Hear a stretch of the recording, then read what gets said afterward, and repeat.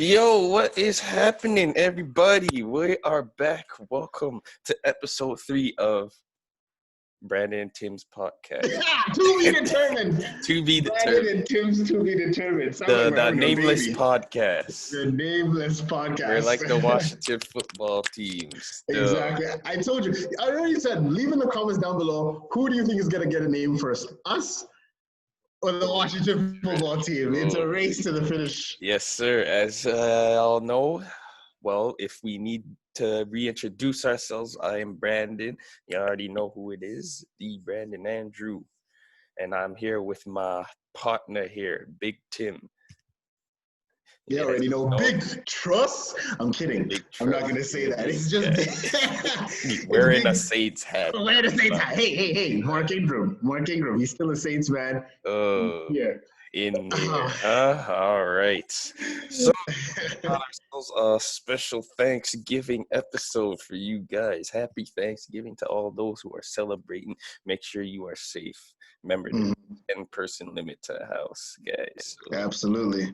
Stay in your own bubble, much like the LA Lakers who bubbled their way to a fourth champion for LeBron. Yes. Semi-GOAT James. My guy, number 4. Exactly. I ain't gonna get into that because I could be here all day. So I'm not a basketball guy, but you know a little. We talk a little bit, but yeah. But I do want to give just before we continue, Brandon. I would be remiss not to mention this. There's obviously the issue that's going on in Nigeria right now.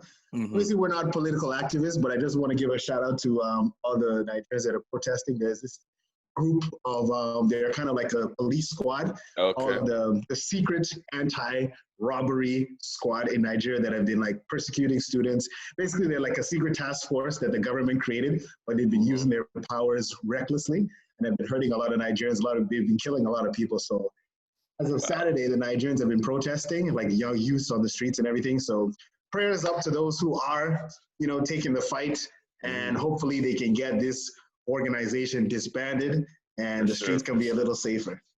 Yeah. Well, I just had to pray for Nigeria, guys. All day. Yes, Big T is Nigerian, so he's got to represent his people there. Anyway, so without further ado, I guess we can go on to the main course of what we're talking about today. Oh, this was a very interesting week. There was a very interesting week, that's for sure. We saw Dak Prescott get injured in a similar fashion as Alex Smith, who just came back. It's like one went in, the other one just went out. If y'all haven't seen it, in the game versus the Giants, Dak Prescott, he was scrambling for a couple of yardage, and as he was fighting for 2 more yards, he got caught up underneath the defender, and what I was reading was a compound fracture. Yeah, compound tore through the skin. Yeah, it's a good thing he was wearing those long socks, because if I had to see that, I probably would have queased or something. Yeah, I've got a weak stomach for those type of things. It made Jerry I couldn't get into medical stuff because seeing all that blood, like seeing somebody with like a gash across their chest, I'd be like, Can't do it. Shout out to my boy Kennedy. Kennedy, if you ever watching this, salute to you for being able to do those type of things. The brain surgeon, the neurologist, Mr. Medicine. Yeah, but like the Cowboys, what's going on, man? Talk to me. Like, what do you think is gonna happen from here on out with them? Well, thanks again, Brandon. Episode 3, we're gonna do it big. Well, yeah, first topic, man. The Cowboys, like, I've never seen a team go from being so hated to so sympathetic over in one night. Because lest we forget, I can't stand this team. Brandon can't stand this team. Nobody likes damn boys, but no one likes a football player being injured and out of a season even more. So I can imagine how, obviously how not just the fan base feel, but even how like Dak Prescott, because he's been a person of interest the entire season. People were thinking he was going to hold out. People were actually thinking that he was going to take this, hold out this year until he actually got paid what he was worth. A lot of people didn't believe that he was worth what he was actually asking for, in the 40 millions and stuff like that. But Dak is taking the team to the playoffs. He's won a playoff game, almost the same record as Tony Romo, who they were so happy to pay millions and millions of dollars to. Yes, so, Rock.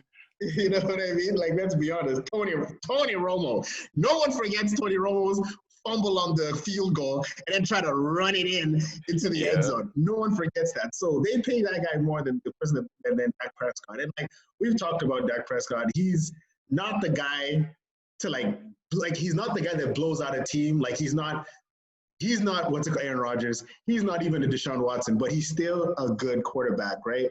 So to lose somebody like that, like if you look at the Cowboys, Dak was not the issue. You know what I mean? I obviously feel for the guy.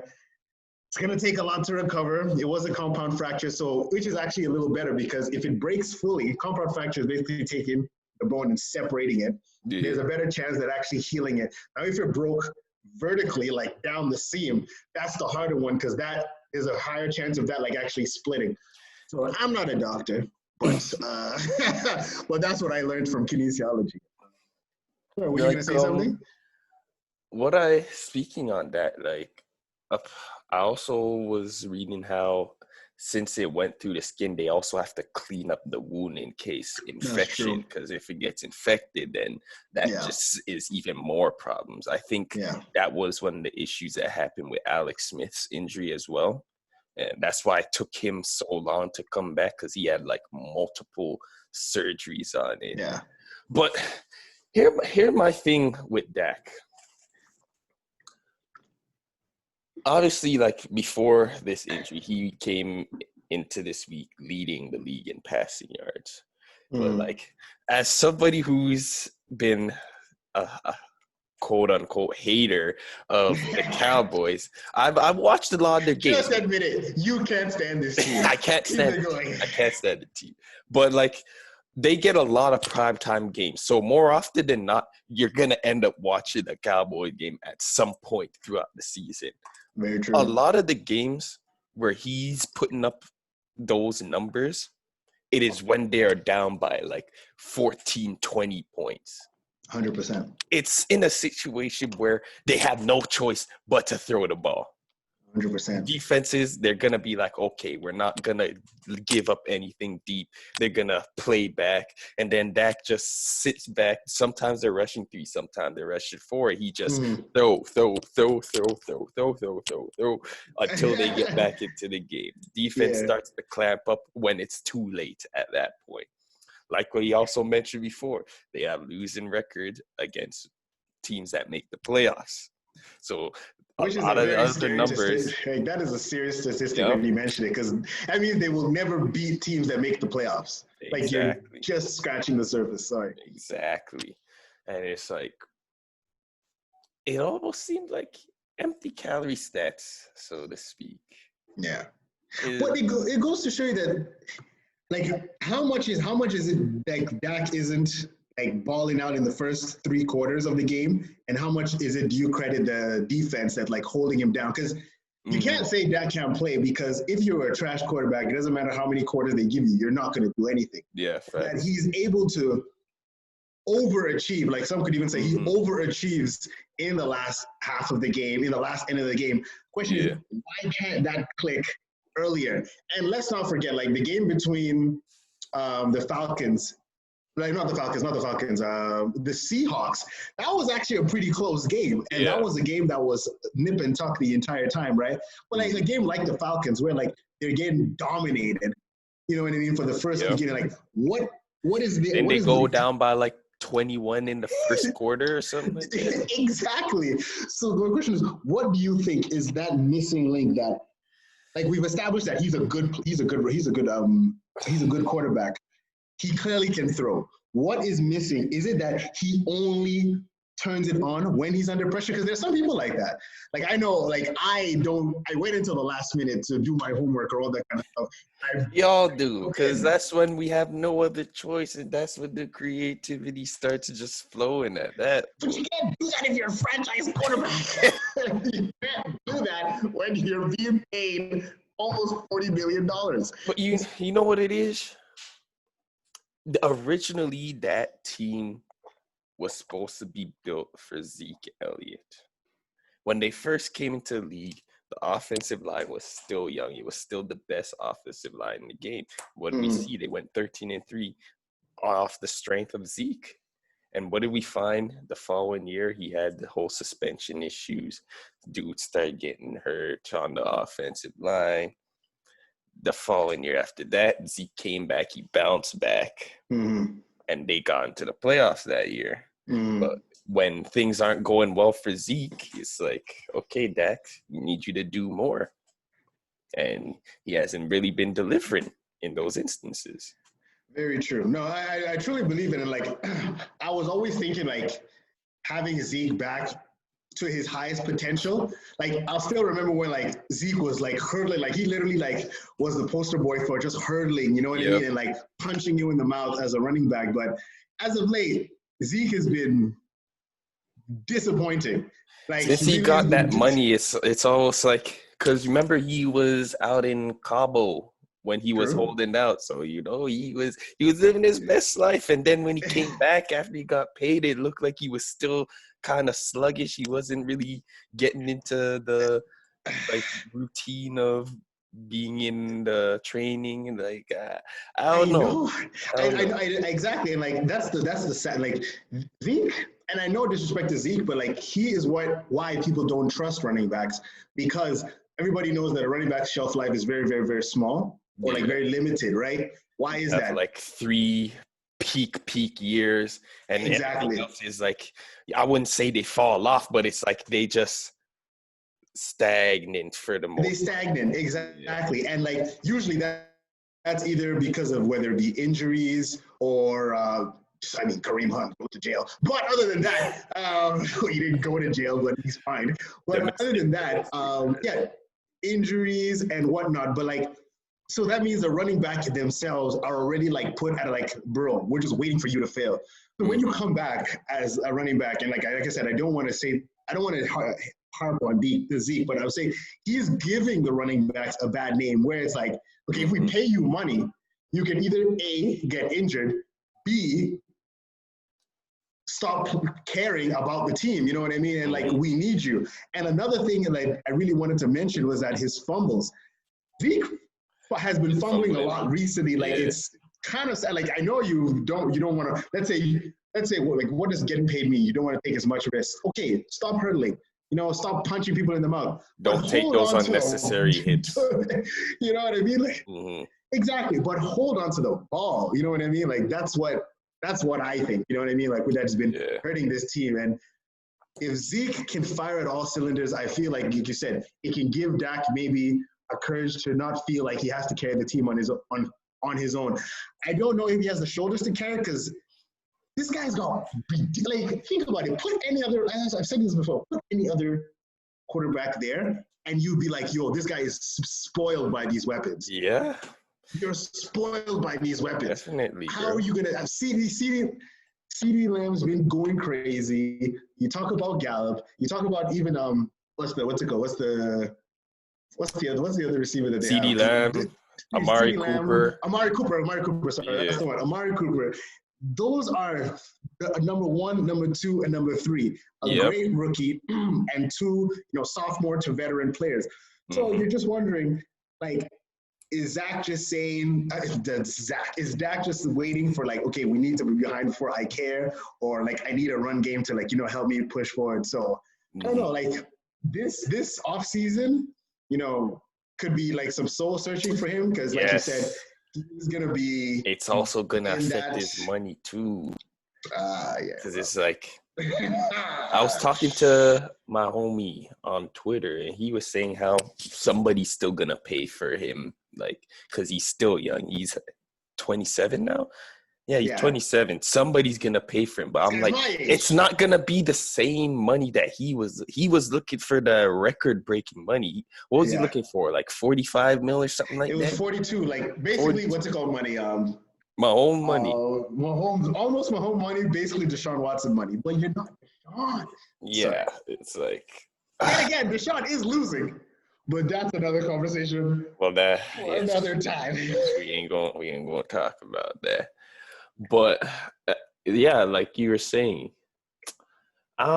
it's gonna be hard for him. Like he bet on himself, and now he's got to reap the consequences. Now, Exactly. it's unfortunate. Oh, sorry. Go ahead. It's unfortunate. Y'all know I'm a Cowboy hater. It's fun to hate on the Cowboys, but I hope Dak gets back, because trolling the Cowboys when they're not even healthy, it doesn't feel the same. It doesn't feel right. It doesn't feel right. I need, just like, shouts out to Shannon Sharp, I need the Cowboys to have that expectation of winning and losing. That's a lot more satisfying than playing with Mr. Andy Dalton, who barely made it into the NFL this year after being kicked off the Cincinnati Bengals. Getting kicked off and yes, I understand Joe Burrow, but still, like, I bet he was not expecting to play. He was not expecting to play this year, because he's like, what's it called? Because this was Dak's prove it year, right? This was Dak's prove it year, and some say truth is stranger than fiction. At least but, like, he has an opportunity. He has an opportunity to be like, hey, I can still be a decent backup for somebody. Because there's always teams looking for backups now. Shoot. I didn't even know that Flacco was a backup for the Jets. I saw that. Winner Flacco is a backup for the Jets. Hey, that Super Bowl had more to do with Ray Lewis and empowering those guys to. Hey, somebody's got to sling that rock, baby. Right. If they put he also benefited from Anquan Bolden, who could just go up and catch any 50-50 pass there, too. True. And divine intervention with the electricity going out. But that's besides the point. But yes, as we mentioned, Alex Smith, how'd you feel about that? Did you see any of the highlights at all? I saw a bit of it. I didn't watch the whole thing. Probably fell asleep. But Alex Smith, just like, I didn't watch the whole entire his recovery. I think I watched half of it, but whatever was available on YouTube, and like, this guy was this close to losing a leg. Yes, they were going to amputate that man's leg. Because that's what you were talking about, right? Like, it's torn through the skin, it got infected, the ligaments got damaged, and there was just dead cells. And like, once a cell is dead, you know what I mean? Gangrene. So like, I saw the picture of like all the spikes that were attached to his leg, trying to like just stabilize it. So to just from that, so playing on the field to back to what you want to do, because like, honestly, sometimes like I think about like injuries, and like we've talked about this before off camera, saying like, getting hit, like I used to love getting hit when I was a kid, like in high school, like football and everything, because like I would just imagine how durable my body was. Yes. But like, I'm just thinking about these guys getting hit on the professional level, and like every people hit moving how many miles an hour. Yeah. Exactly. Every hit could be a potential career-ending injury. And as we see, a season-ending injury for Dak Prescott, right? So for somebody to go through that, have it happen, and then come back into the sport, like, that is beyond like just like commendable. If anything, like, I give props to Alex Smith, and yes, sadly, Haskins is going to suffer for this, but we don't know what the situation in the locker room According to Ron Rivera, he still believes in Haskins. It's like, how do you say that when you just benched the man? Believe in what? Believe he can sit on a bench? This guy hasn't done anything. He needs a new start. I think he needs a new start somewhere. Somebody who's gonna just be like, yo, we're gonna work with you. Jets.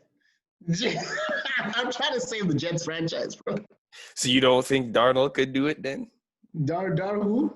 Mr. Separated Shoulder? Did you not just see what happened to him?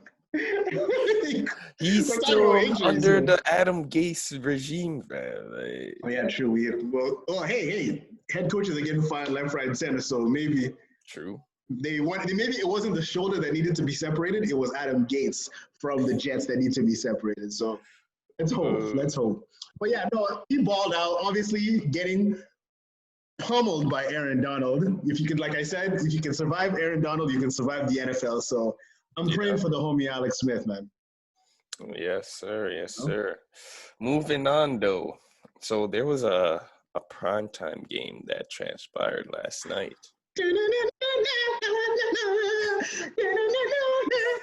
Yo, don't get me started on that. The Seattle Seahawks versus the Minnesota Vikings in a 27-26 win for Seattle. What's your thoughts? Okay, We've been sitting on this for a long time. It's 24 hours, 12 hours actually. Yeah. But first things first, Mr. Unlimited. I'm sorry, his face. Look at his face.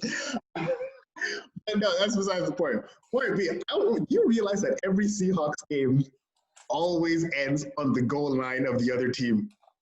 Or there, like that is why I love the Seahawks so much. Saints fan through and through. I saw there was a stat that showed the Seahawks, like dating back to last year, have the most wins with like the possession or like the points being within 3 points. They like, do you remember the last time they like blew a team out of the water? Did any of those games happen this year? Well, I mean, this year, who was their first The Falcons, but the Falcons came back into that game. Oh yeah, you're right. Like, Falcons. They have a lot of games where it's like, are they gonna win? Do you know what that means? That means that it's literally what's his name? I'm calling him Mr. Limited so much I forgot. It's Russell Wilson. It's literally Russell Wilson is the difference between them winning and losing. I want you to take that in. Essentially. That's crazy.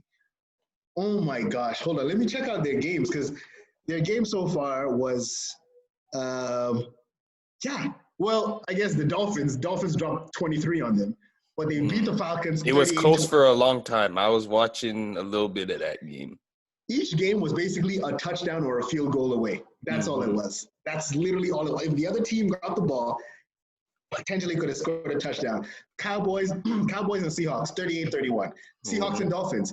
Yeah, that was kind of a 31-23. If they scored a touchdown, they could have. A lot of these one-possession games that they play, but you have to commend them because they're winning them. They're winning exactly. The Chargers lost a lot of games that were decided by one possession too. So it's like they're on the flip side of things now. Exactly. They're literally on the flip side. And what's the difference? Herbert and I'm not even gonna say it. I'm just gonna do this just because he hates it. But it's crazy. I love Russell Wilson. And I was watching the game yesterday, and I'm like, you already know me.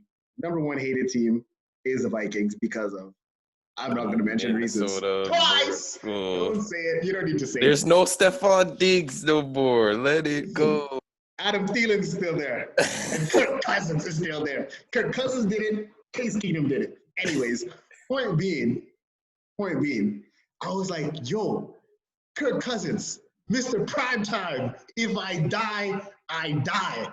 Kirk Cousins is going to beat Russell Wilson? You gotta be kidding me. That fourth down stop. We talked about it. I want us to address it. I didn't like it. What should have they done? Kicks? I think they take the 3 points there. You take the 3 points. You're at the 5-yard line. The score is 26-21. Yeah. You kick that field goal. It's now 29-21. The Seahawks still have to march down. They still have to score a touchdown. And then they still have to go for 2 points to make it a tie game. At that point, if you let them come back into that game, be like, all right, fine, you did your thing. You basically bailed them out by going for it on fourth down there. That's where I look at it. That's very true. And like to add to your point, because I thought about it overnight, we were thinking about it. Oh, by the way, guys watching, just comment down below. Was it smart to go for fourth down, or would you have gone for the 3 to just push the game a little bit more out of distance? But to add to Brandon's point, I really was thinking about it. The mentality that it takes to, okay, all I need to do is just drive my team down and score a touchdown and win this game. It doesn't matter how long it takes. Hopefully we take up most of the time, but all I need to focus is those 6 points. That is a lot easier to navigate than saying we need to score the touchdown and then we need to score a 2-point conversion. Because now you're thinking, okay, so like what plays do we have to run on top of the plays to get down to the end zone? Philly special? Philly special, baby. Philly special. That could have been a thing, right? What was the shift to right Rose Bowl? The Chiefs? Shift, maybe. But yeah, you're 1,000% right. Like, I was thinking about it. Even though Madison had been just gashing the Seahawks defense, it's like the Seahawks pulled the Chiefs when the Chiefs didn't pull their own Chiefs, where the defense stopped when they pull up when they to needed stop, to. Yeah, they needed to stop, and that was a big stop. And it's crazy because literally the drive before, what's his name, Kirk Cousins went from 5 yards and scored a touchdown, and now Russell Wilson had from 5 yards, and man, and like I said it before, and I'll say it again, DK Metcalf on the 4th down, on both 4th downs, the one to keep the drive alive and the one to score the touchdown. My guy, hands of what is it? Hands of Velcro, hands of steel. I don't even know what you call it. Sticky hands. Sticky hands. Donkey Kong, baby. Like I was saying, I don't get him because he'll go up and make an amazing catch one play, and then the next play it's like he's catching it. Drop the ball. Drop the ball. Drop the ball. Drop the ball. Because it doesn't matter until it matters. Until it like how do you because literally he targeted him like. That's his guy. That's his guy. It's because his guy. I think if you ask me, Tyler Lockett's like, hey, what am I, chopped liver? Because for the longest time, Tyler Lockett was his boy. On that 3rd down, Tyler Lockett missed it. I know you noticed that. Remember he ran the quick slant out? Yes. He threw it to Tyler Lockett. And Boomboy dropped the ball. And here, yes, it was raining. It was raining. But you practice for that. You practice for that, especially where you are. It's home. Come on. Yeah, it's always raining in Seattle. Come on. No. Exactly. So I was like, Russell, please, like, do it for me. do it for Sierra. Do it for the babies. And oh my God, and it was such a rifle because when it happened, you didn't know if he had caught the ball because he just rolled over it. And then obviously, all plays must be reviewed. All scoring plays. Because you know how it be. Sometimes they'll catch it, they'll bobble it, but they hide it. So it's like, oh, did anybody see it? Because I don't lie to you. I've done it a couple times. All the time. Like if nobody catches it, then I'll just say, I caught it. Incomplete. No, but you're 100% right. Like sometimes it's annoying because like whenever it's like plays that it's clearly a touchdown, but because it like when like they have the ball, but like they have it like this, the whole ball is rolling. The whole catch rule. If there's a little bobble or like if you drop to the ground and it moves, they'll say Megatron. Nah, that was bad because he landed. He used the ball to brace his landing there. So that one I'll allow, but he caught the ball, bro. Let's not bring it up. Let's not bring it. That's right. Oh, the Des. Okay, see, that's what I'm saying. Like, when do you become what? When? Because this happened during the 2015. No. I was gonna say what I'm about to reference. This happened in the Eagles and the Pittsburgh game when Eric Ebron fumbled the ball, but like he caught the ball, and they said he made the football move. What is a football move for the viewers who need to understand what a football move is before you are now officially a runner? Because if I catch the ball and I get hit, and I lose the ball, it's not a touchdown. It's an incomplete pass. But apparently, if I catch the ball and make a football move, I am now officially a runner. If I fumble it, it's a fumble. And if I can put it in the end zone. So what is a football move? I don't know. I really has no idea. I think like when you catch the ball and then I turn up field or something like that, I think that's how they look at it as a football move. But like if I'm catching it and I'm like it's like I'm still trying to get possession and then I get hit, they'll say, oh, that wasn't a football move, that's him still trying to secure the catch. Okay, I don't know. I really couldn't tell you how they determine what's because games be ending on these calls, man. Like, do you remember like the Zach Ertz catch in the Super Bowl against? Yes, Patriots? that was clean. That was a clean catch. But for 10 minutes, they watched that and said, "Did he make a football?" Because he caught it, step, jump. Ball came out of his hand when he crossed after he crossed the end zone, right? Because he hit the ground. But 10 minutes of just wondering whether he had caught it and was stumbling, or he actually caught it and took 2 steps. So, like, that's why I'm so happy that catch from DK was straight to the hand, possession. There was touchdown. another play before that. Do you remember the deep pass he caught that Russ Wilson threw up for him? What was the DB doing there? The DB was ahead of him there. I was like, did Russell Wilson overthrow it? Then when the ball came back into the frame, I was like,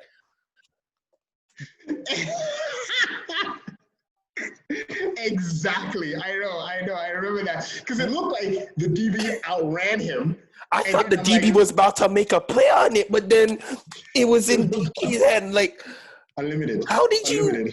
Unlimited. How did you outrun that? Like, did you lose track of the ball? Exactly. You know what I mean? It's the defender took his eye off the ball. But then, what was your eye on? Because DK stopped like 10 steps before you, watching the ball drop. The defender was like a good 5 yards away from him when he caught the ball. So I don't know, man. Dude, that was a sign for me. I was like, yo, they're winning this game. They go with that. They go with this game. It's just a matter of when they get the touchdown, not if.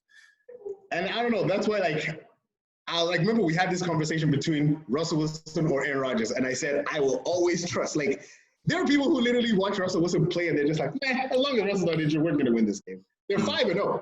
First time ever in Seahawks franchise. This is the best start they've had? Ever. 5-0. It was originally 4-0. They've never been 5-0. Oh. Well, according, that's what he says. I'm following Russell, and I'm surprised he hasn't changed his Instagram page. It is good. But yeah, final stats in that game. Wilson, he had 3 touchdowns, 1 pick. It was a bad pick he threw. I don't know what he was doing in that one. Yeah, that was it. So a wide receiver, if he steps out of bounds and comes back in, he can't be the first person to touch it. Can't be the first person, but a DB can step out of bounds and come in bounds. Like, it doesn't matter what they do. Yeah, that's what they were saying yesterday. That's the first time I've seen that happen before. So. Because I thought both of them couldn't touch the ball, but all of a sudden you just see Wilson to Wilson. I think it was. I get it because they can literally just swat it down as well too. So true. It's you're gonna penalize him for making the pass block. Yeah. Flag. They penalize people for the less. So roughing the passer, blocking downfield. They penalize people for less. So that's what I just didn't understand that. But then it was pretty. I think he was trying to throw the ball away because there was no way. That ball was to Metcalf or was it to Moore? I couldn't tell you. I have to go back and watch it. Bottom line, either way, if there was no wide receiver, if there was no if the DB just played his part well and didn't even turn around, there was no way he could have caught that ball because the wide receiver was way out of bounds. So that was a really, really bad throw from. Yeah. Well, the interesting stat, Wilson led the team in rushing yards. He had more rushing yards than Chris Carson there. See? So I thought Chris Carson, he was that guy. I don't know. He's been kind of quiet this year. Well, it goes back to our point. We said it. Aaron Rodgers has Aaron Jones. Russell Wilson has himself as the running back. Well, Chris Carson, he had 1,000-yard rushing just last year, though. Man, that's true. That's actually true. That's true. Yeah. But he's not in the conversation compared to Aaron Jones at all. Fair enough. But yeah, no, Russell Wilson that guy is the truth, man. And I'm seeing him in the NFC Championship against the Saints. Another one. This what?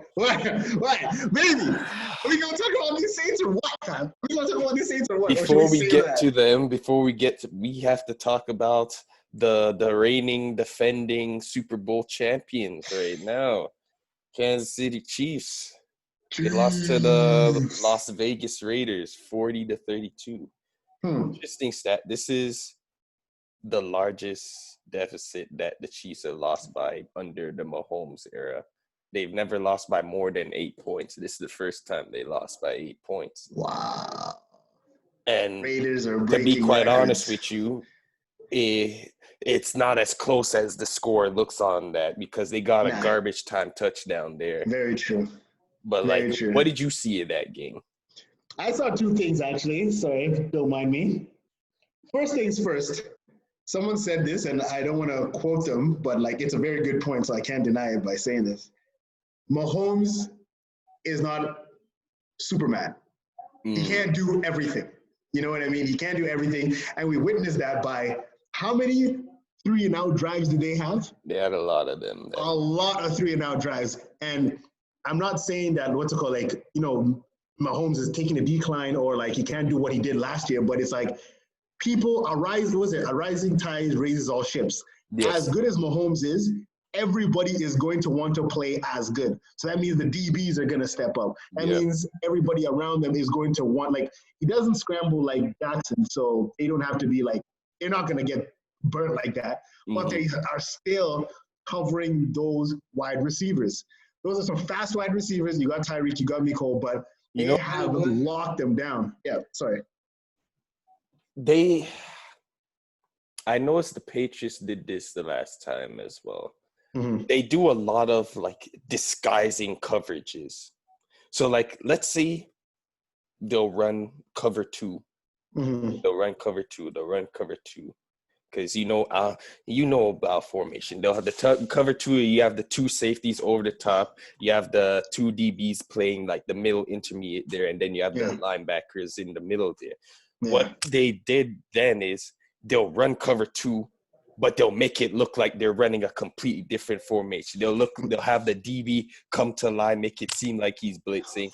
Yeah. And then Mahomes will make up like an audible, and then when he snapped the ball, DB drops back into the coverage. Go right back to the actual formation. It makes you pause for a second, and it's like, oh, snap, that's not what we were looking for. And the Raiders, they were able to do a good job of that, make him hold the ball a little bit longer. He'd get pressured. He'd have to either scramble, he'd have to throw it away, or he'd have to rush a pass. And exactly. So, like, that's what they're starting to do with Mahomes. And obviously, he's very talented, very talented. He's probably one of the most talented quarterbacks we see. Come on. Wow. But there's still that like between the talent and having that mental aspect of the game. And that's going to come with just time. Yeah, 100%. So people are forgetting this is his 3rd season in the NFL. And we're not trying to make excuses for Mahomes because, like, hey, once you win the Super Bowl, excuses are out the window. You know what I mean? That's the thing. Once you win the championship, they're like, do it again. You've done it before. Yeah. That's one of the things that's been plaguing Aaron Rodgers. They're like, Aaron Rodgers. But then but he hasn't been to a Super Bowl in 10 years. So how good is he really? Yeah, exactly. Hey, Aaron Rodgers be balling out, man. You don't make those last-minute throws without having some form of skill, but just give him some wide receivers.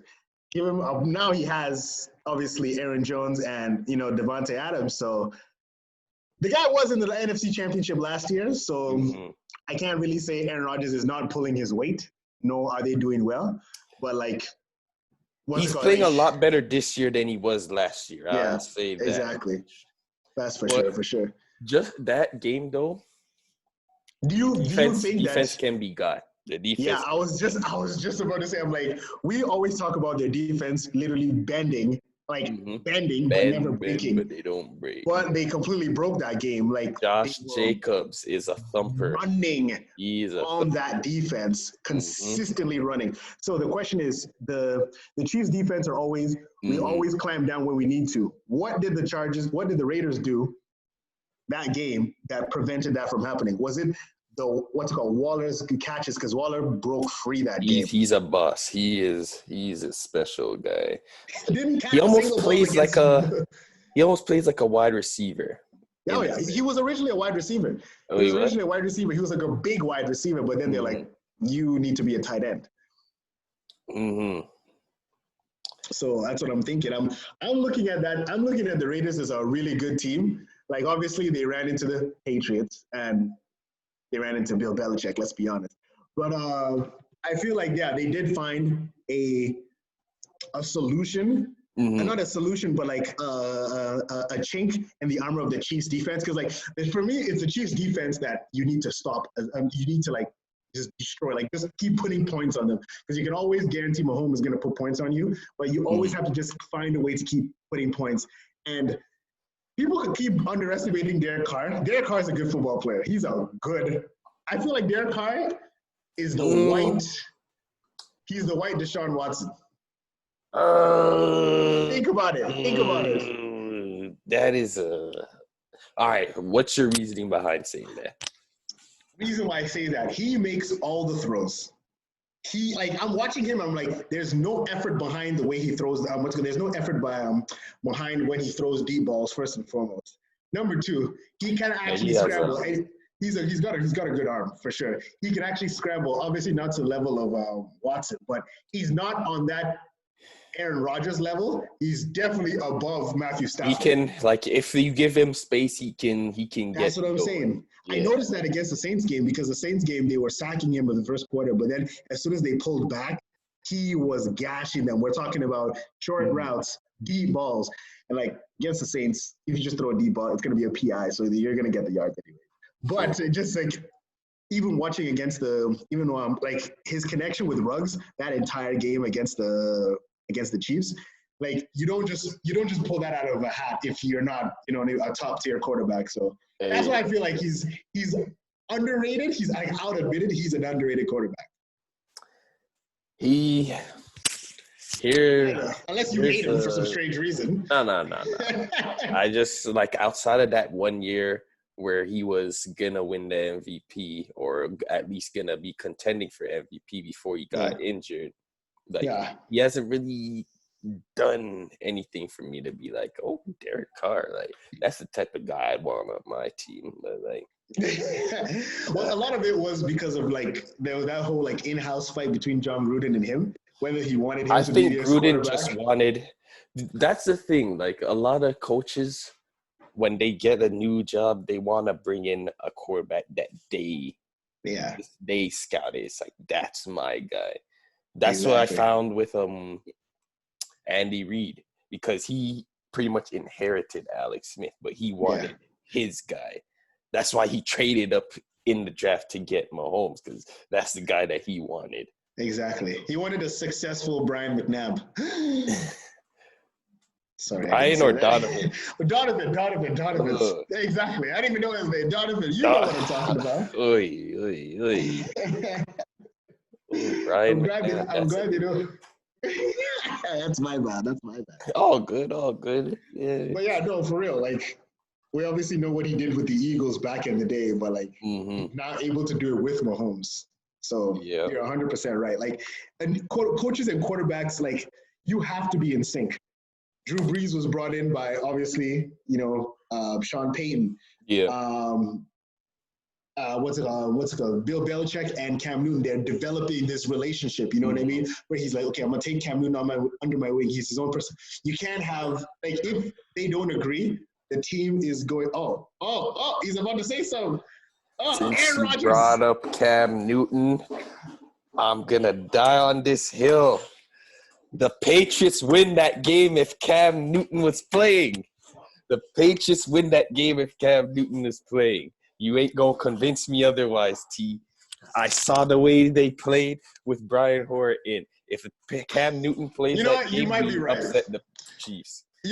This week just gives me even more proof of it. That's very true because I believe that the Chiefs, I don't know, like it's close. It's like I would say 51% Hoyer and Stidham lost that game, 49% the Chiefs won that game, if you understand what I'm saying. Where like they gave the game up more than the Chiefs won because like it was still I'm going to take you down memory lane just to help you out a little bit. They beat up a dysfunctional Texans team. The next week after that, Justin Herbert is going punch for punch with Mahomes up until the fourth quarter. Fourth quarter, it went into the overtime. Yes, but then he kind of lost some steam after he threw that interception that he didn't need to throw. He just could have scrambled. He could have scrambled. Wait. So you're telling me that Tyrod Taylor would have done better against the Chiefs? No, I don't think he would have done better. Okay, so either way, they would have taken an L. But the point is, like the Chargers, if it weren't for all those penalties, they had the Chiefs on the ropes. They had them on the ropes. And then the Patriots. Actually, no. Sorry, I skipped the Patriots. Baltimore, we already know the story. Wait. The lie detector says, "You are the father."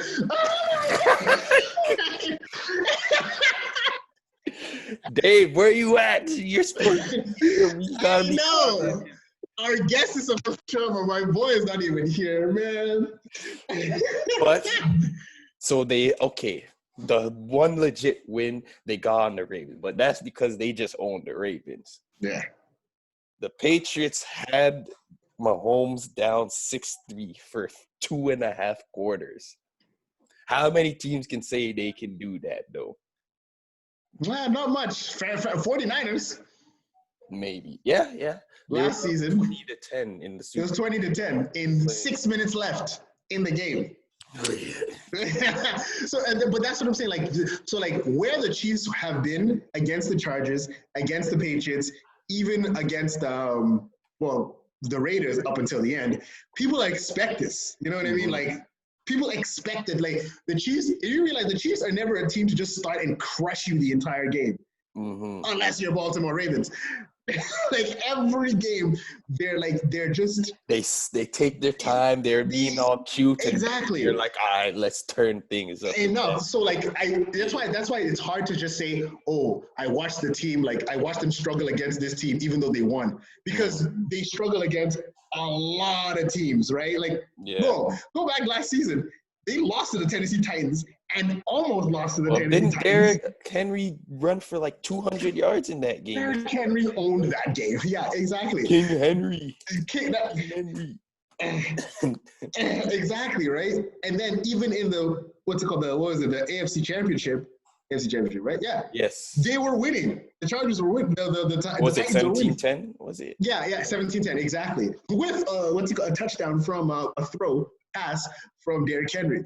So like the Chiefs struggle against a lot of teams, but it's just that fourth quarter. If you don't give them that fourth quarter to come back, they're going to lose. And that's what they did, a la Josh Jacobs. Another, what I find a lot of teams' issue is they're going into the mentality, oh, we're going to deny Mahomes from getting the ball, going to deny him. We're going to go with these long 12-play, 10-play drives. But you know what their biggest issue is? Almost every single time, they were settling for 3 points. You can't take up all that time and just get you need to get touchdowns. That is so true. You ain't going to beat Mahomes with just field goals. Let's just say kickers don't beat Mahomes. Exactly. Kickers do not beat Mahomes. Yeah, because if you spend, if it's fourth quarter, 10 minutes left, and you spend maybe 5 to 6 minutes out of that to get 3 points, and when Mahomes gets 1 touchdown in 2 minutes, it just throws everything out the window. Everything, and that's what. And now you're scrambling. You're like, oh snap! What do we do? And that's when the defense starts hounding you because now they're gonna start blitzing you. Exactly. That's the strength of the Chiefs' defense. They're not good in coverage. They're not. Their coverage is terrible. Clamp you up. It's terrible. They wait coverage for you to make mistakes when they send pressure.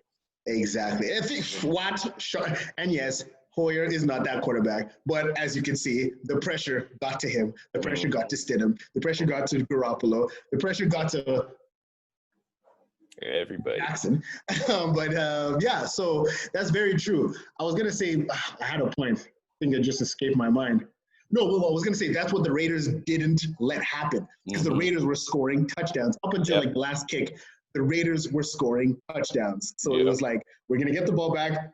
We're punching them in the mouth. Josh Jacobs, that dude. Josh Jacobs, exactly. And I'm watching him play, and I'm just like, this is Josh Jacobs versus Clyde Edwards-Helaire. But yeah, we know who came out on top on that one. But Chiefs are still good. They're still gonna like. Who do they have next? Like no one's They gonna. have the Bills. Pretty sure Bills. That's not gonna be a walkover game. That's gonna be a game, bro. Yep. What? Okay. So we will see if our point is proven in that game. Whether the Chiefs can overcome falling behind, or if the Bills can get wise to the Chiefs' plans and, you know what I mean, like you said, disguising those defenses. Hey, the Bills, I don't like the Bills just because they're a bunch of arrogant guys. Because now they're like, oh, Brady's gone. This is our division now. Like, I don't like them, but they have a good squad. They have a great. If you look at that squad, like they have a lot of similar pieces like the Patriots do on defense. You have their star cornerback. You have star safeties there. They got their linebackers are a lot better than our linebackers, but neither here nor there. But I think that's going to be a good game. It's going to be a great game, 100%. Who they going to put on Stephon Diggs? Like, who did the Chiefs have that will put on Diggs? Breland? Nah. Breland. Maybe. Well, you have what's his name, but he's not good for man. I don't think he's good at man. Tyron, you think? Yeah, I don't think Matthew's not good at man. He's a good safety. Like, you know what he reminds me of? He reminds me of Jamal Adams. They both like to play in the box. They do all those other little things. Exactly. They just have a nose for the ball. Exactly, yeah. But I think Tyron, he's better in coverage than Jamal Adams is. Oh, okay. I think he's slightly better in coverage than Jamal. We saw Jamal Adams get cooked by Julian Edelman. Well, yeah, I mean, come on. Come on. That's so old Jamal, maybe they do a little something like where if Diggs lines up in the slot, we may see Tyron cover him a little bit, but I don't think they're gonna just man him up on. Nah, not on the outside for sure. Yeah, you're right. And like, I'll have to see. You remember what I had said earlier previously about Mr. Allen, Mr. Josh Allen. Yeah. I was saying how like he hasn't done anything so for me to like, you know what I mean, like to say, okay, this guy's. How is he gonna handle the blitz of the Chiefs? Is my question. How is he gonna handle that? He's a tall quarterback. He can run, but like that's a lot of pressure coming down your way. Like the only two defense that I'm actually like the only two like line of what I guess you could say the defensive front that I'm afraid of are the Chiefs because Chris Jones.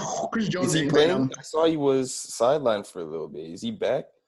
Well, I guess that's going to be a while now, so he'll probably be questionable until the time to play. But and if he is Frank playing, Clark too as well. Frank Clark.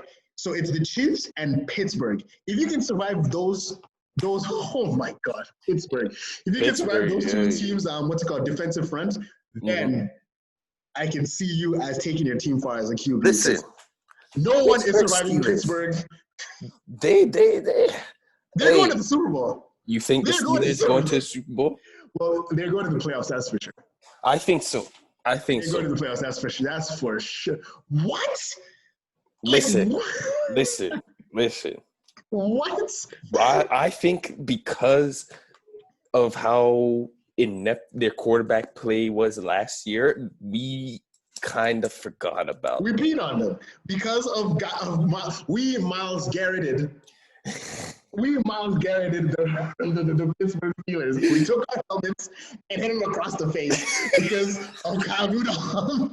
And what's the name? Doc Hodges. Fam, they went from Doc Hodges to Ben Ross, like what's it called? Ben Roethlisberger. Big Ben. You forget that this guy is still got a little bit left in the tank. He's got a little bit left in the tank. In a good way.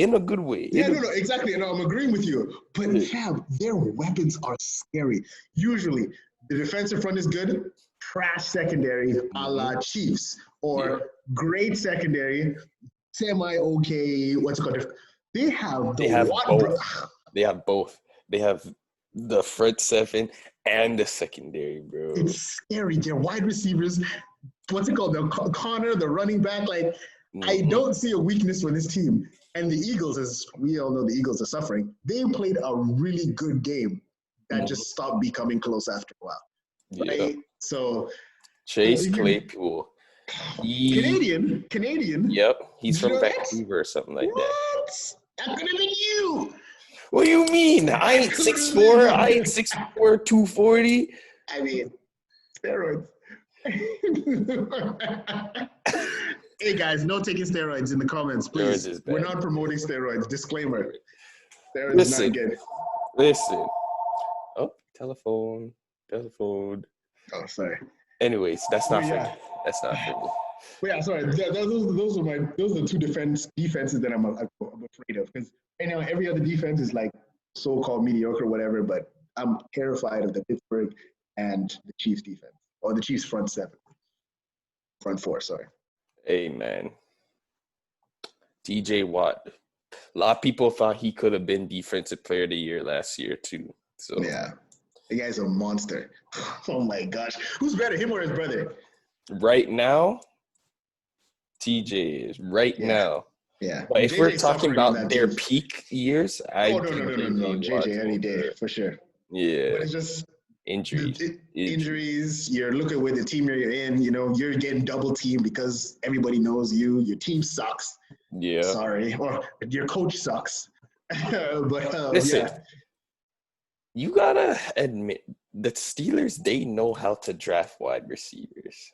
1,000%. Have they ever had a receiver that didn't pan out for them? Fam. Like going back years, we had guys like Lynn Swan. We had guys like Hines. What's my guy's name? Santonio Holmes. AB. Bring back AB. Anyways, even remember that guy Martavis Bryant? Yes. He had a couple peak years, but he couldn't stay off the weed. We're gonna get sued by First Take, eh? Watch out. But yeah, and even Emmanuel Sanders. Le'Veon Bell caught. Le'Veon Bell was the first. Obviously, there was others before, but for me, was the first noticeable back that was catching bare balls down the field. So that means like.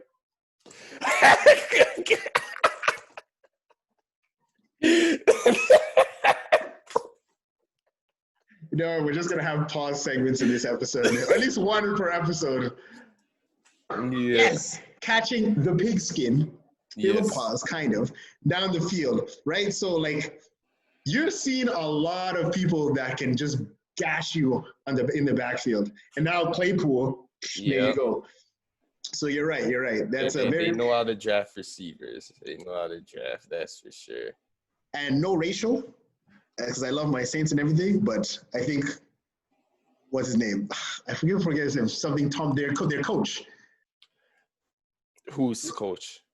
Pittsburgh's coach. Tomlin. Mike Tomlin. I love Mike Tomlin because he doesn't say anything. He's like the Black Bill Belichick personally. I feel like he's just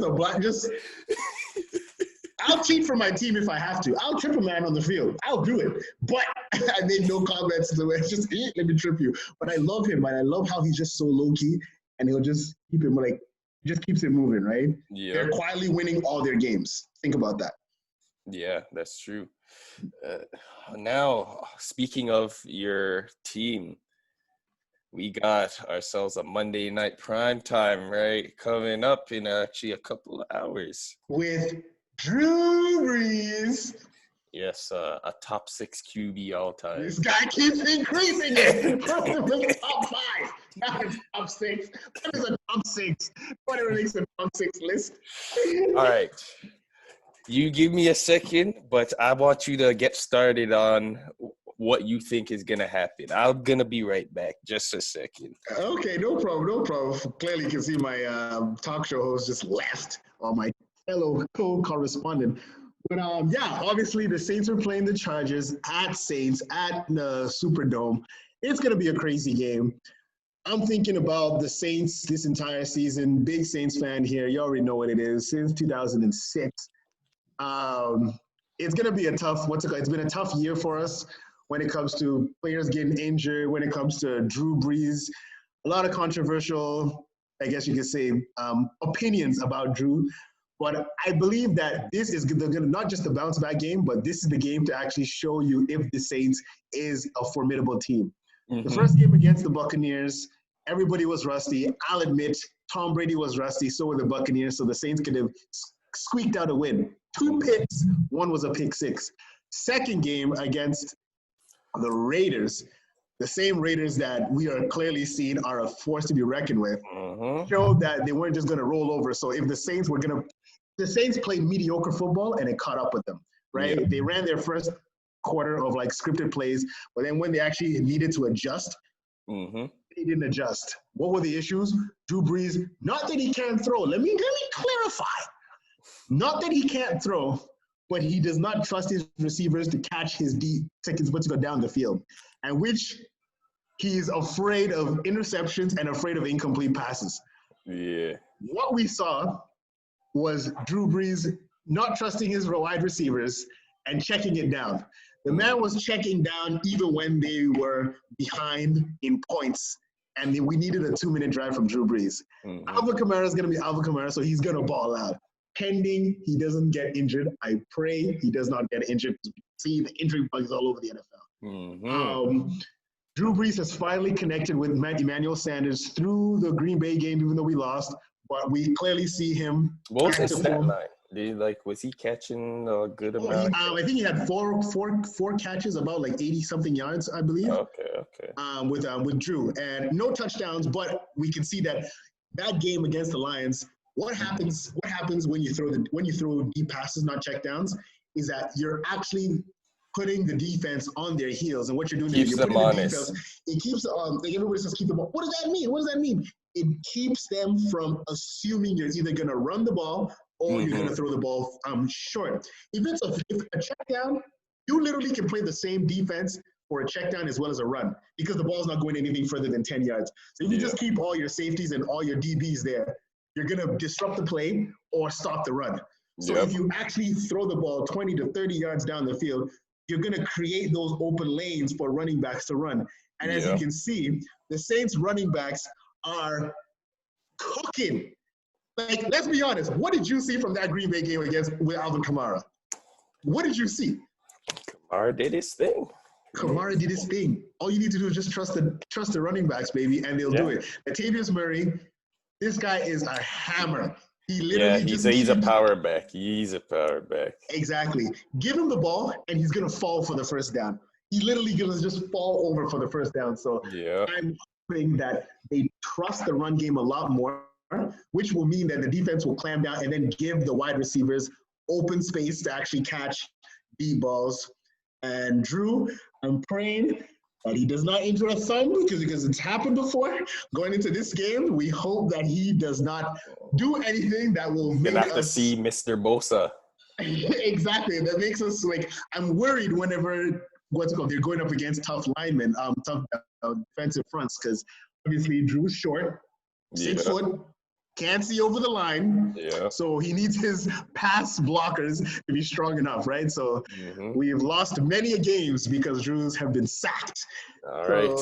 So what is your prediction for this game? Saints win. Not even a question. But it's probably going to be a 1 touchdown or 1 field goal game. I'm saying 27-21 or 31-28. 31-28. That's my entire spiel. I didn't even know. You got to give me your pitch. What do you think of the Saints? What do you think of the Chargers? You think Herbert can defeat a Hall of Famer? He hasn't got him against any Hall of Famers except for Tom Brady. Eckler, I think I saw the report that Austin Eckler is not going to be playing. No, Eckler's not playing. Yeah. And Chris Harris not in. Pouncey's not in. Ingram is out. They got Mike Williams. I don't know. I have to say Saints. By the way, I just want to let you guys know he hates the Saints. And I don't hate the Saints. I just like to troll you. I just like to troll you because you like to march around here like the Saints have done anything worth talking about. They haven't won since I did the literacy test back in high school. So they're a 13-3 team, only team to go to have a 13-3 record back to back to back. And what they do with it? What did they do with it, Big T? Every team fails unless you go to the Super Bowl. So only 2 teams go to the Super Bowl, fam. Here we go. You can't say that. You can't say, oh, everybody's been talking about the Saints, but they do nothing. Neither does 80% of the NFL, other than the 2 teams that go to the Super Bowl.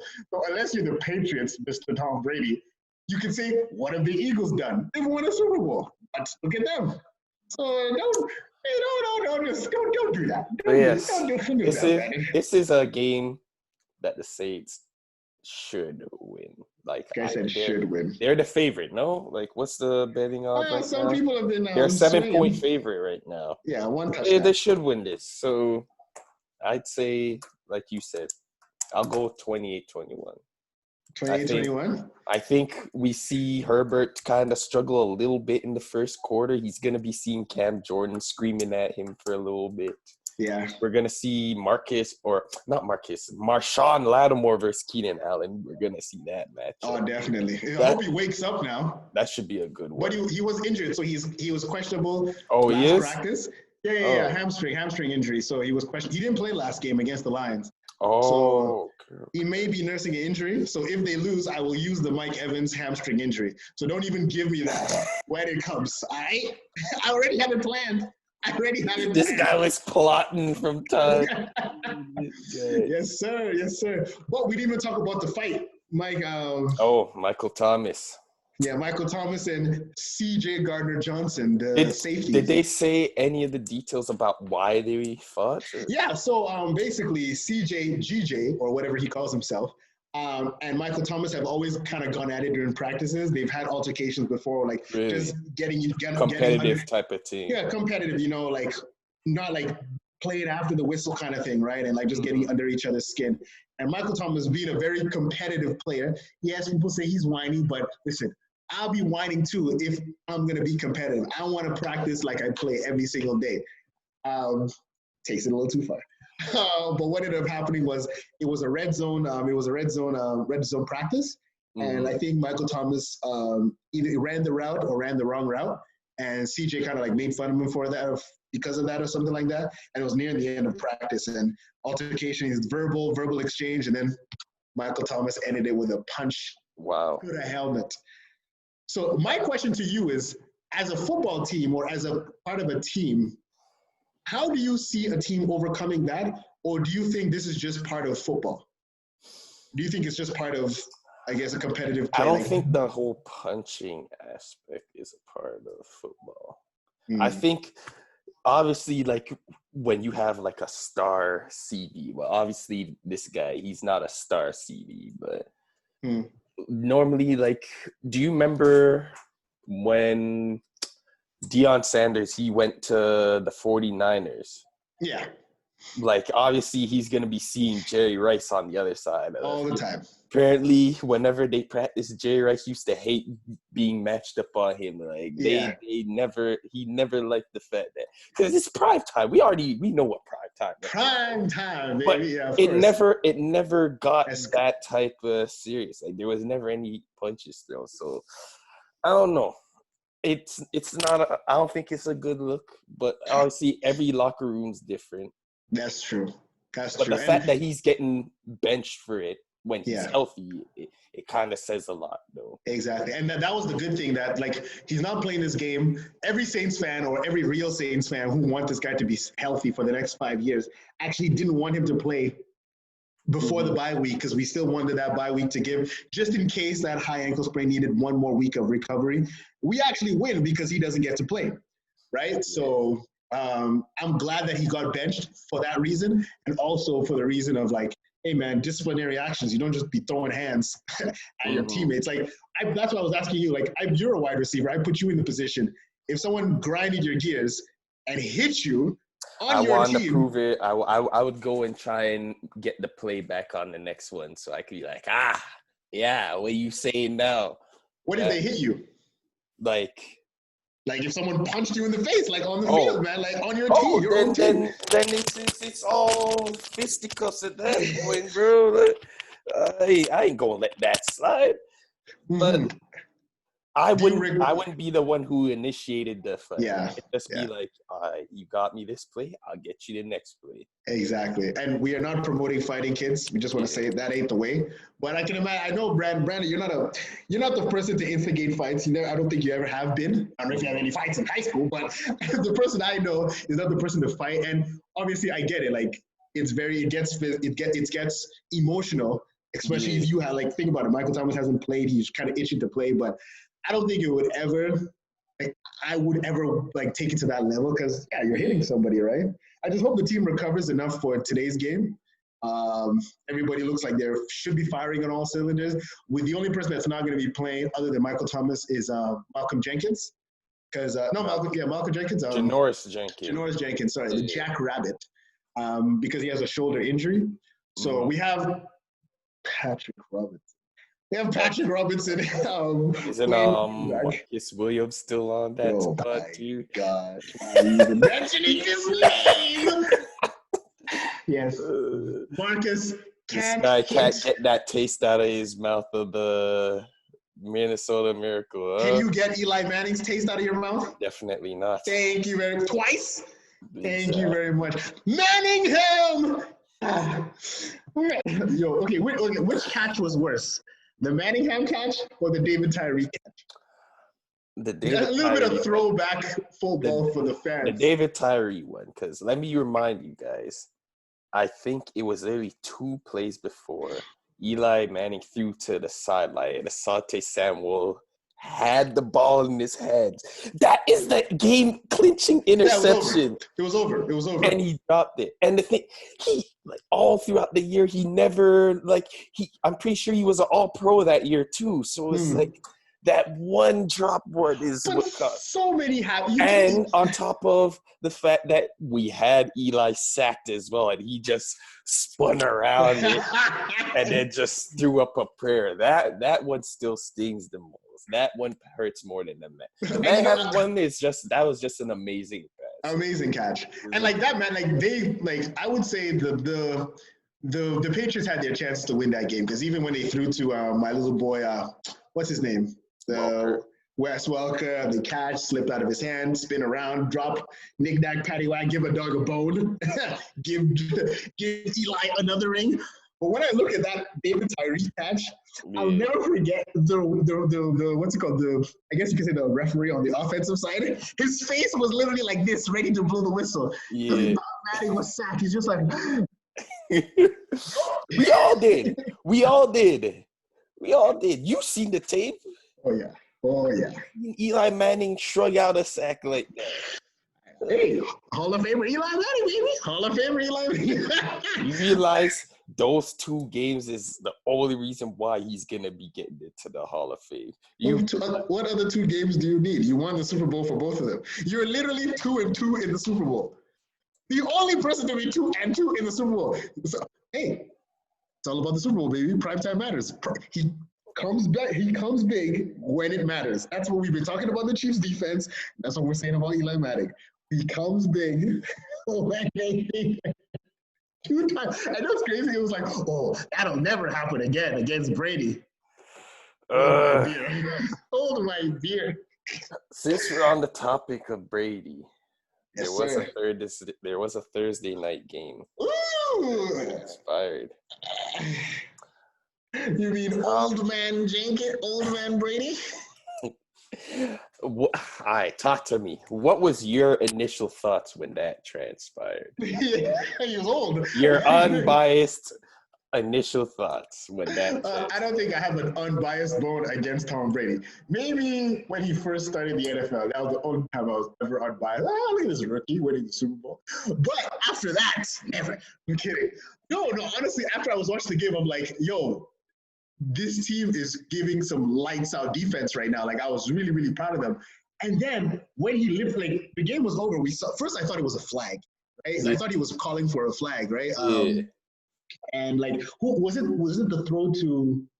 Because it was the 3rd down. He threw the ball to I don't know if it was he Cameron threw the Briggs. Gronk, and Gronk, yeah. Mike Evans was in the area as well. So I wasn't Gronk. sure who was supposed to be getting that pass there. I think he was trying to throw to Gronk, but like he was completely covered. It was a lot of coverage in that. Yeah, it was a lot of coverage. So like when you saw it, you're like, okay, bird's eye view. None of these wide receivers are actually open. So you're just like, okay, whatever. Then he throws and then fourth down came. So I was like, yo, Nick Foles magic. The Bears are gonna hold it down. And he throws it again, and he throws it almost literally the exact same, but in the same area. Yeah, in the same area. You see, it was like way past the field goal, so he's not trying to get a field goal. Man's trying to get a touchdown. So you're just like, oh, he's going for the kill shot. That's failed, and we were just like, okay, game over. Brady puts his hand up like, we got 4 more downs. We got 4 more downs. What do you mean 4 more down? Oh, Brady, man. Like, hey, man. Listen, Father time. Like I was saying to you before, don't you dare say it. Don't you dare say it. Anyways, like I was saying before, like, undefeated. I'm kidding. I saw the running back underneath when the play happened. Oh, we all did. And I was like, that seems like an easy pass. You throw it to him, he runs, gets the first and runs out of bounds. Cause I don't think they had any timeouts at that point. No. Easy. You would have gotten the field goal. You would have got the first down, the field goal marker, and out of bounds with like 5 seconds left. Wait. And all they needed to win was by a field goal. Yeah, because it was 19-20 at that point. Yeah. But it's like the ticky-tacky fouls that they keep on getting is hurting them. And I think that part specifically is what Brady misses about the Patriots. Because the Patriots, you know what they always discipline. They're one of the most disciplined teams in the league. And nobody was saying that when they were playing with Tom Brady. Everybody was saying, oh, Tom Brady is the Patriots. Tom Brady is the Patriots. But now, come on, you know how it be. You know how it be. He's coming to the Buccaneers. They got weapons. They gonna go far. Did you forget the Buccaneers also foul? Did you forget they call penalties? Like, what are we saying over here, right? Yep. But how about Khalil Mack with the wrestling move to the rookie? This man sacked Brady, and then you know that move that the wrestlers do where they do that flip on the guy. that was the arm drag. Yes. The guy did a full. I think he front flip. Yes, he did. One arm. Yeah. Bro, where was this Khalil Mack last season? Miss Trubisky happened. Trubisky kept putting him on the field. All Bears' problems are blamed. All blame goes to Trubisky. Listen, I don't know why. As great as a defense is, if they are spending more time on the field than the offense, they are gonna be compromised eventually. Exactly. Always. And that's the issue, right? How do you crush? Like, I don't know how the Seahawks anomaly. What's it called, right? But how to stop an effective defense, keep them on the field. Because mans get tired, bro. Yeah. And that's when they stop, like if you want to talk about the penalties, that's when they stop like putting their best effort because they're just like, let me just hold on to this guy, which will result in a penalty. So, Trubisky. So, Foles, it was the right decision to switch to Foles. It's looking like it so far. They're 3-1. You realize that? Or 4-1, 3-1? Mm-hmm. The Bears? Yeah, 4-1 right now. Oh, 85 Bears? Super Bowl run Bears? Overreaction Monday? The Bears are going to the Super Bowl. No, I'm kidding. They face the Panthers next week, so who have been doing great. Who have been doing Teddy Bridgewater, the Minnesota Vikings legend. The Saints legend. Minnesota 5-0. The Minnesota Vikings legend, the one who led them to a playoff game where they were a field goal away from beating the Seahawks. Nah, the Minnesota Vikings led him to a career-ending injury. That's what they did. In practice. It was in practice. Exactly. Why are you getting your quarterback crushed in practice? What's wrong with you? It was guys? A non-contact injury. Hey, man, you should have worn a red shirt. Should have had the backup. Should have had Case Keenum. Don't do that. Skip, why would you do that? Bro, he is undefeated as a Saints. I want you to know that. He is 5-0 as a Saints. Kept the Saints season alive. If anything, I wanted them to win that Super Bowl for him. But the rest is history. Vikings. Corona, how do you feel about how things are going moving forward? Like, we've already had like 2 games postponed. I know. Honestly, like it's to be expected at this point. Like I don't know how anybody expected our season to be flawless. It's crazy how the NBA actually had it flawless. Like Right? outside of the, yeah, that's about Because it. they had the bubble. It was a lot easier. It was a lot easier for them to do the whole bubble thing because one, like the It's not season all was 32 already teams either. yes, the team It's like not all the teams. Sorry. teams they only had 22 teams. Not to mention they were Mhm. already like 3/4 through the season, Yeah. and Yeah. it like I remember Dave. He was saying that the NFL needs a bubble. It's like, how do you Impossible. effectively do a bubble Impossible. for the NFL? Impossible. There's too much staff. There's Yes. too much, like unless everybody plays on one football field, which is Mm-hmm. I don't know how that's gonna work. But there's too much staff. There's too many players. There's just too much equipment you're bringing into the game. You know what I mean? That Exactly. you just can't. I don't know, section off like all of I don't know, definitely not Detroit, but like all of like a whole just like a tri-city area to just play football. It's gonna be too much. Too much. Yeah. Maybe like if it was the playoffs, you give me the playoffs, Yes. wild card to Super Bowl, most Yep. definitely, right? Only dealing with how many teams? What, 8 teams? Yeah, What you're do you only think just they could do though?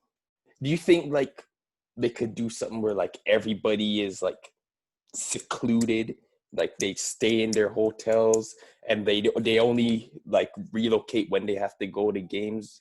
Do you think? that's what I thought would have been. That's a great idea. Like, bro, and that's why they had asked the players, like, bro, this is gonna be a different season. It's gonna be a risky season. You want to opt out? People did. Jamal That's what Williams, they blah, blah, said. blah. Like, And they did y'all that. had the opportunity to opt out. So Yeah. like, So I think I get that there's players who aren't really happy with how the NFL's handling it, but you still had the opportunity to be like, I don't feel safe with these things. I don't want to play. It wasn't like they said you have to play. So nah, the choice was there, and I feel like the onus is on the players who did play or who are playing to be like, yo, fam, my family is gonna have to, I don't know, bite the bullet for this, and I'm like, I'm not gonna see you. I may Zoom chat with you, but like for the next 12 weeks, this is what I gotta do. A business trip, exactly. That's what Jimmy Butler said when he went into the NBA. It's a business trip. It is. You. It's not like they're dead. You still Zoom. You know what I mean? You can contact with them, but like that's the decision serious, right? Because who would you interact with? Like who were the Titans interacting with? Just their staff, and whenever they were flying. So the question is, I don't think it was the players that got it. I think it was a staff member that basically brought it into them. You know, the people, staff members already trying to kill players, a la Tyrod Taylor, stabbed to the chest. Really trying to kill players. So I wouldn't be surprised if like one of these staff members just like, I don't know, wasn't thinking, went out, strip club, who knows? Hopefully not. But and then came back, right, and gave it to the Titans players. So like the Saints one was a false positive. So they really didn't have it. It was just like, because you know how they have the tracers? The tracers when it said, oh, he had it, but then like they did the test, didn't have it, and then they tested again like that Sunday morning, like 2 hours before the game. And said, no, they didn't have it. So it was cool. So yeah, like I'm thinking, I think the players are doing their due diligence. It's just these are the things that we're gonna have to expect moving forward. Like, if anything, I'm not surprised anymore. Like, I'll be surprised with my team because it's my team, but I'm not surprised anymore when it happens. Yeah, we'll see. What about you? I guess you've kind of given your 2 cents. Like, do you think how do you think they should handle the playoffs? Should they do the bubble thing, or like the playoffs is just I think the air? playoffs could be a whole bubble thing. Yeah. I think like I originally thought before the season, before I even knew anything, they were going to even shorten the season or something. Yeah, exactly. I thought maybe something like that. Less games, less risk, essentially. Exactly. NFL clearly showed that they just want their money. They don't care about, literally the NFL said this 2020 season should be basically Kirk Cousins' statement. 2020 football. If we die, he dies. He dies. Bravo. It's true, man. Yeah, man. Corona, go away. Amen. Go away. 2 more months. Wait, 3 more months? We'll see what. Well, hopefully 2021 will start off with a good bang. Mm-hmm. And we just have to survive. Let's just survive. There should be a new hashtag, Survive 2020. Let's just survive it for the next 2 more months. 2 more months. 2 more months. Exactly. Yeah, man. But is there anything else that you had to address today, though? No. I guess until our next. Are we gonna make the predictions for this week, for next week, or when? I assume we'll be having another episode 4 coming up very soon. On Thursday? You wanna do that? Yeah, I think we can. Cause that's when the new season, though. That's when the new we can actually make predictions. Cause unless you want to do the predictions now. Well, wait for the end of this week. Injuries may happen, so we gotta just stay tight for that. But yeah. If that is all, I hope y'all enjoyed episode 3 of the BNT. We don't have a name yet, but how do you like Fifth Down? The Fifth Down podcast. Fifth Down is cool, man. I like Fifth Down. It's just in honor of Brady thinking there was 5 downs instead of 4. I like Fifth Down. So far, Dave, it'll be fifth. I'm a come for you, Dave, because Honestly. we gave you a time. We gave you. Look at me, Dave. Look in the guy's eye. Oh, jeez. We told you the night before, and you ain't here. Hey. Man's been called out. Been called out. Maybe Dave's just running away because of the result of the Mahomes and Russell Wilson. Not Russell. Mahomes and Jackson. Jackson game. Mr. Nobody Cares, work harder. Yeah, more like Mr. Nobody Cares and lose. I couldn't come up with a better one. I'm sorry. Bottom line, he is your father until you prove otherwise. Yes, sir. But Big T, thank you once again for coming out on this Thanksgiving. Always, I hope Brandon, you had always. your nice turkey for this weekend. Yeah, this is the vegetarian house, so we're gonna keep it vegan. Oh, well, vegan turkey or tofurkey is tofurkey, exactly. So just gluten. That's what it is. It's just gluten. Just gluten yes, squares. Sir. Well, yes, you can find us on our social medias. We will leave it in the bio, but just for those who probably have issues reading. Mine is D Brandon Andrew. The B is a 6. Big T is Dem Ones. DEM1NEZ. There we go. There you go. Not Dem Ones. It's Dem Ones. Dem Ones. It be like that. Dem Ones. It does. Yes. Thank you once again for all you guys who are watching. If you have any suggestions on how we can improve, we are always welcome to suggestions. Just leave it in the comment section below. Yes, sir. Yes, sir. Saints for the win, baby! Wow. The hatred. All right, guys. You have a good night once again. Peace out, guys. Take care. Stay safe.